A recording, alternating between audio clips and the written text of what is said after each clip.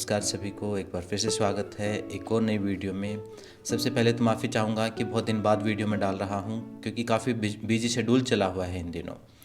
हमारी diet therapy की series चली हुई थी। आज की दिन में हमें क्या करना है, हमें डिटॉक्सिफिकेशन के एक और मेथड को जानना है। जैसे हम फास्टिंग करते हैं, खूब सारा पानी पीते हैं, कच्ची सब्जियां फल खाते हैं, तो उससे भी बॉडी क्लीन होती है। धीरे धीरे आपकी बॉडी एनाबॉलिक मोड में आ जाती है, मतलब उसमें नए सेल बनना शुरू हो जाते हैं और जो डैमेज है वो कम हो जाता है। मतलब बीमारी के जो तत्व हैं, विजातीय तत्व हैं, वो निकलने शुरू हो जाते हैं। लेकिन अगर आपको फिर भी लगे कि अभी भी क्लीन नहीं हो रही है, तो आप कुछ आर्टिफिशियल मेथड्स का उपयोग कर सकते हैं। मतलब योग जिनको आता है या योग एक्सपर्ट से आप सीख सकते हैं। शंख प्रक्षालन क्रिया कर सकते हैं, कुंजल क्रिया आप प्रैक्टिस कर सकते हैं, एनिमा आप प्रैक्टिस कर सकते हैं। एनिमा कहीं से आप सीख सकते हैं। तो इस टाइप से इन आर्टिफिशियल मेथड का भी आप उपयोग कर सकते हैं बॉडी को क्लीन करने के लिए। ध्यान रखिए, शरीर जितना शुद्ध होगा उतनी जल्दी हीलिंग होगी। शरीर को खुद ही ठीक करना है अपने आप को। धीरे धीरे हीलिंग होगी। अगर आप शुद्धि क्रिया को फास्ट कर देंगे तो उतनी जल्दी हीलिंग शुरू हो जाएगी, बीमारी उतनी जल्दी ठीक होनी शुरू हो जाएंगी। अपने लाइफस्टाइल को जब आप ठीक करेंगे, खान पान को ठीक करेंगे, अपनी प्रॉपर आप नींद लेना शुरू करेंगे और साथ में शरीर आपका शुद्ध रहेगा, तो अपने आप ही जैसे जैसे शुद्धि होती जाएगी शरीर की, वैसे वैसे आपके खान पान से जो नहीं खाने योग्य पदार्थ हैं वो अपने आप ही निकल जाएंगे। कहने का मतलब है कि आपका मन ही नहीं करेगा वो सब खाने के लिए, क्योंकि आप ये समझ लीजिए जितने टॉक्सिन्स होंगे आपके शरीर में, आपके ब्रेन में, उतना ही वो आप उसी चीज़ की तरफ अट्रैक्ट होंगे। अगर अंदर से क्लीन होगे, अंदर से आपका पेट साफ़ है, अच्छे से क्लीन है, धीरे धीरे ब्लड प्योरीफाई हो रहा है, माइंड भी उससे शुद्ध हो रहा है, आप प्राणायाम करने से, आसन करने से, एक्सरसाइज करने से एक सेल्फ डिसिप्लिन आ रहा है धीरे धीरे, तो अपने आप जो चीज़ें नहीं होनी चाहिए, जो नेगेटिव सेंस में जो हमारे शरीर के ऊपर हमारे जो नेगेटिव लाइफस्टाइल है, नेगेटिव थॉट्स हैं, वो सब अपने आप धीरे धीरे दूर होना शुरू हो जाएंगे अपने आप ही। मतलब आपका मन ही नहीं करेगा वो। अभी तो क्या होता है कि हम कंट्रोल करते हैं उन चीज़ों को, लेकिन उसके बाद जब शुद्ध हो जाएगा शरीर, तो उसके बाद आपका मन ही नहीं करेगा वो सब खाने के लिए। कोई खाने के लिए ज़बरदस्ती भी करेगा तो भी आप नहीं खाएंगे। तब आपको कंट्रोल नहीं करना पड़ेगा, तब एक अवेयरनेस आ जाएगी, तब एक कॉन्ट्रास्ट आपको पता चल जाएगा। अभी तो हमारे लिए हेल्थ का मतलब ये है कि कोई बीमारी ना होना। अभी जो हेल्दी बॉडी होती है, जो शरीर होता है, उसका हमें पता ही नहीं। अभी तो हमें ये पता है कि ये बीमारी नहीं है, ये बीमारी नहीं है। बीमारियों का ना होना हमें लगता है कि अभी हम हेल्दी हैं, लेकिन हेल्थ का मतलब है कि शरीर स्वयं में स्थित होना, स्वस्थ होना, यानी स्वयं में स्थित होना। हमें अपने शरीर का पता ही नहीं चलेगा, इतना हल्का शरीर, उस हल्केपन का हमें पता ही नहीं है। तो धीरे धीरे डिटॉक्सिफाई अपने आप को करना शुरू करें, और आर्टिफिशियल मेथड्स का आप उपयोग कर सकते हैं।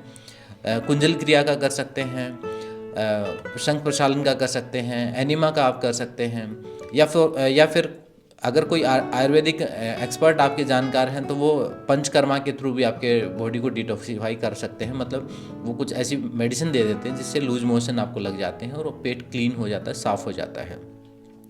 जैसे अगर शंख प्रक्षालन करना है, एनिमा करना है, तो कुछ दिन आप उसको एनिमा आप लगातार भी कर सकते हैं। अगर शंख प्रक्षालन करना है तो लघु शंख प्रक्षालन 15 दिन में कर लिया शुरुआत में, फिर धीरे धीरे 1 महीने में कर लिया, फिर धीरे धीरे करके 2 महीने में कर लिया। ऐसे कर करके धीरे धीरे अपने आप को क्लीन करते चले जाएं। साथ में उन सारी बातों का ध्यान रखें। जैसे इंटरमिटेंट फास्टिंग बताई मैंने, इंटरमिटेंट फास्टिंग करते ही अपने आप आपकी बॉडी से फैट रिड्यूस होना शुरू हो जाएगा। बिल्कुल फ्री का मेथड है, फ्री का मेथड है इंटरमिटेंट फास्टिंग फैट लॉस के लिए।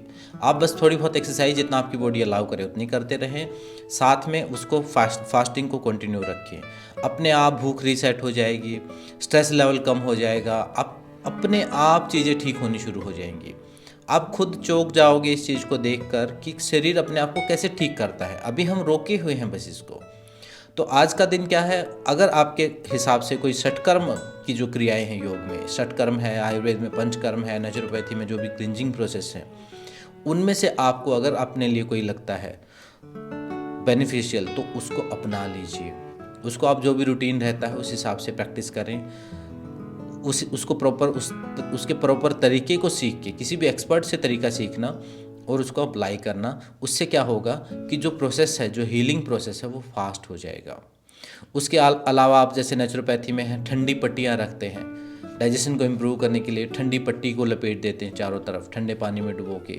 थायराइड को कंट्रोल करने के लिए गले पर लपेट देते हैं, फोरहेड पर ठंडी पट्टियाँ लगा देते हैं। ऐसे करके धीरे धीरे कुछ थेरेपेटिक मेथड आप धीरे धीरे अप्लाई करना शुरू करें। सबसे बेस्ट तो योग के हैं, ईजी कुंजल कर लिया, संघ प्रसालन कर लिया, वो कर लिया, सबसे बेस्ट है वो।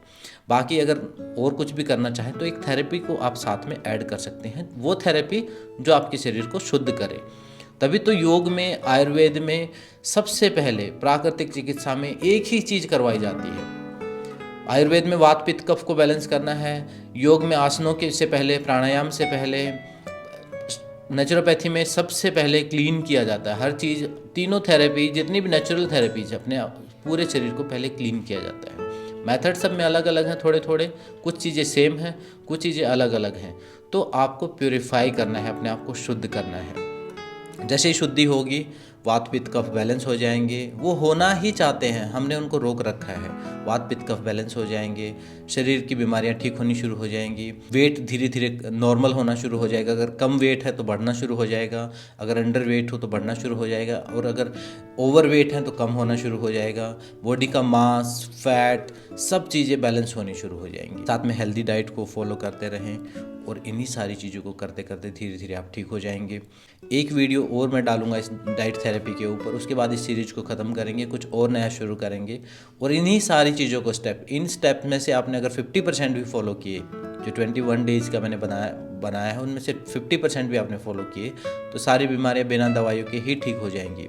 लेकिन ये ध्यान रखना, दवाइयाँ नहीं छोड़नी हैं। दवाइयाँ अपने आप छूटें तब छोड़नी है, धीरे धीरे कम करनी है। जब आपके बॉडी की जो केमिस्ट्री है वो धीरे धीरे उसके लेवल्स ठीक होना शुरू हो जाए, नॉर्मल होना शुरू हो जाए, तब आपको दवाइयाँ छोड़नी है। अपने आप से नहीं छोड़नी, अपने डॉक्टर के साथ जुड़े रहना है, संपर्क में रहना है, और धीरे धीरे खुद का इलाज करते जाना है।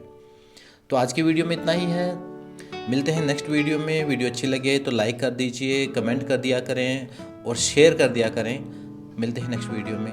ओम शांति शांति शांति।